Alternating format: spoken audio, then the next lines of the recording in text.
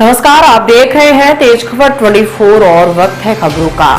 केंद्रीय मंत्री अनुराग ठाकुर एक दिवसीय दौरे पर रीवा पहुंचे। वे भाजपा के मध्य प्रदेश कल, आज और कल विषय पर प्रबुद्धजन सम्मेलन में झिरिया स्थित वृंदावन गार्डन में शामिल हुए। मध्य प्रदेश गौरव प्रतिष्ठान के संयोजक वीरेंद्र गुप्ता ने बताया कि प्रदेश की भूत, वर्तमान और भविष्य की आकांक्षाओं एवं अपेक्षाओं को परिभाषित एवं समाज के मध्य परिलक्षित करने के लिए यह आयोजन किया गया है। सम्मेलन में केंद्रीय सूचना एवं प्रसारण और युवा मामले एवं खेल मंत्री अनुराग ठाकुर मुख्य अतिथि के रूप में उपस्थित रहे। वहीं विशिष्ट अतिथि के रूप में लोक स्वास्थ्य यांत्रिकी एवं जनसंपर्क मंत्री राजेंद्र शुक्ला, भाजपा जिला अध्यक्ष अजय सिंह, एफएसयू रीवा के पूर्व कुलपति डॉक्टर रहस्मण मिश्र एवं राज्य अधिवक्ता परिषद के सदस्य अखंड प्रताप सिंह उपस्थित रहे।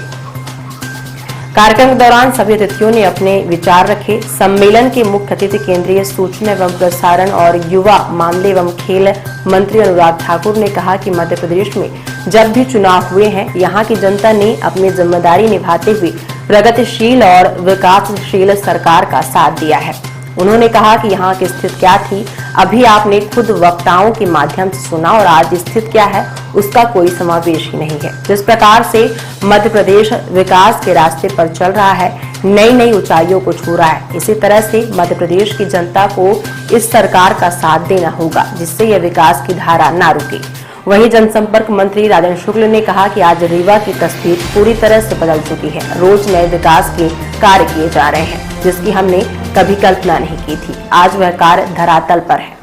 बस जरूरत है तो हम सबको मिलजुल कर इस विकासशील सरकार का साथ दें और इसे आगे बढ़ाएं। भारत माता की। ये लाइन बिल्कुल ठंडी। जिन्होंने हिमाचली टोपी पहनी ना, मेरे प्रदेश वाले, मीडिया वाले हैं सर, मीडिया वाले। तो मीडिया वाले भारत माता की जय तो करते हैं। भारत माता की, भारत माता की, भारत माता की। वंदे वंदे वंदे। मंच पर उपस्थित के बाद आज तक एक के बाद दूसरा चुनाव जब भी आया, मध्य प्रदेश की जनता ने बहुत जिम्मेदारी के साथ एक ईमानदार और विकास करने वाली सरकार चुनी। भारतीय जनता पार्टी की सरकार को चुना। और आदरणीय राजेंद्र शुक्ल जी ने मुझसे पहले बताया कि कैसे पिछले इन 20 वर्षों में मध्य प्रदेश में प्रति व्यक्ति आय कैसे बढ़ी, और उसका बढ़ने का कारण क्या है मेरे युवा साथियों।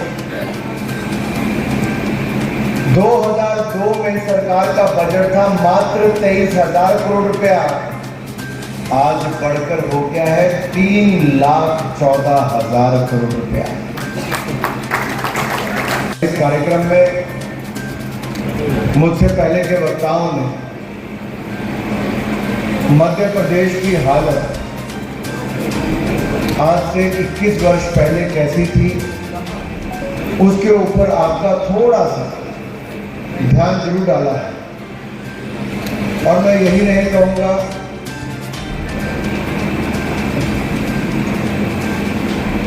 हालांकि उस समय राज तो राजा का था। राजा कौन? दिग्गी राजा।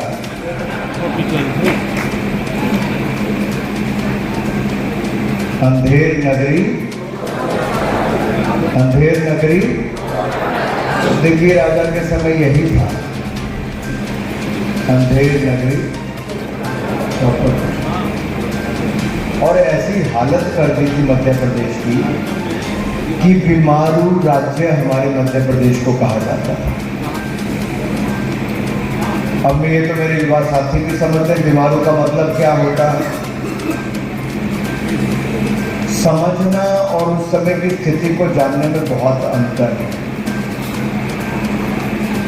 इस चुनाव में एक बहुत बड़ी जिम्मेदारी 35 वर्ष से ज्यादा की आयु वाले व्यक्तियों के ऊपर है कि वो अपने 18 साल से 35 वर्ष की आयु के जितने युवा साथी हैं, अपने अपने घरों में शाम को भोजन के समय आधा घंटा पहले बैठकर उनको बताएं कि क्या असुरक्षा थी, क्या गुंडागर्दी थी, कैसे बढ़ता अपराध था मध्य प्रदेश में, अंधेर नगरी चौपट राजा का हाल। जनता पार्टी ने पिछले कुछ वर्षों में जो अभूतपूर्व काम किया वो अपने आप में दिखाता है कि बीमारू राज्य से निकालकर देश के पहले 10 राज्यों में मध्य प्रदेश को लाकर खड़ा किया। देश में कृषि दर सबसे ज्यादा मध्य प्रदेश की है। कांग्रेस की सरकार के समय आधा प्रतिशत भी नहीं थी, आज लगभग 19% है।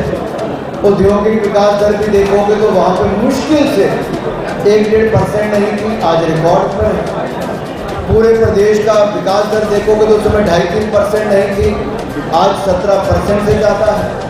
ये अपने आप में दिखाता है कि मध्य प्रदेश कैसे आगे बढ़ा है भारतीय जनता पार्टी की सरकार में। कैसे यहाँ पर मेडिकल कॉलेज से लेकर सेंट्रल यूनिवर्सिटी से IIT, IIM खुले, इन्फोसिस, विप्रो से लेकर TCS जैसी बड़ी कंपनियां, बड़े उद्योग यहाँ पर आए। मध्य प्रदेश में मात्र 7 लाख हेक्टेयर सिंचाई योग्य भूमि थी, आज वो बढ़कर 47 लाख हेक्टेयर हो गई है। मध्य प्रदेश में सड़कों का निर्माण 5 गुना ज़्यादा हुआ है। मध्य प्रदेश में पुलों का निर्माण 8 गुना ज़्यादा हुआ है। मध्य प्रदेश में हवाई अड्डों की संख्या बढ़ी है। मध्य प्रदेश के पहले से ज़्यादा जिले रेलवे नेटवर्क से जुड़े और वंदे भारत जैसी ट्रेनें भी कई मेरे मध्य प्रदेश से चलने की शुरुआत हुई है। ये तब हुई जब डबल इंजन की सरकार केंद्र और प्रदेश में भारतीय जनता पार्टी की सरकार है। मध्य प्रदेश में फी की रेवड़ी बहुत ज़्यादा बढ़ती गई है। सुप्रीम कोर्ट ने आज जन कल्याणकारी योजनाएं एक के बाद दूसरी अगर मध्य प्रदेश ने चलाई है, अगर मान लीजिए सिंचाई योजना, कहीं पर उज्ज्वला योजना, कहीं पर आयुष्मान भारत योजना है, तो मूलभूत सुविधाएं जो है वो जनता को देने का काम किया। लाडली बहना योजना है, अपनी बहनों को सशक्तिकरण करने के लिए, यह लाडली लक्ष्मी योजना है कि यहाँ की बेटियों को भविष्य सुनिश्चित करने के लिए और लिंग अनुपात को बेहतर बनाए रखने के लिए जो भी कदम उठाए गए उसकी प्रशंसा पूरे देश और दुनिया भर में हुई है। तो मुझे पूर्ण विश्वास है जनता भविष्य में भी इन योजनाओं को बनाए रखने के लिए समर्थन भारतीय जनता पार्टी का करेगी।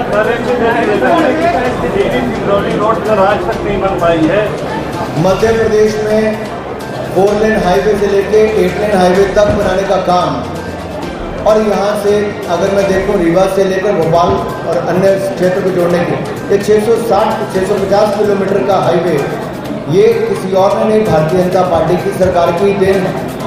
कई बार कुछ प्रोजेक्ट्स में स्थानीय भूमि अधिग्रहण से लेकर कुछ सर्वे तक में दिक्कत कई प्रोजेक्ट्स में आती है। मैं नहीं कहता कॉन्ट्रैक्टर का कहीं भी दिक्कत आती है, लेकिन ये प्रोजेक्ट पूरा कराने में भारतीय जनता पार्टी पूरी तरह से प्रतिबद्ध है। ये हमारी घोषणा ही नहीं, ये हमारी कमिटमेंट है रीवा की।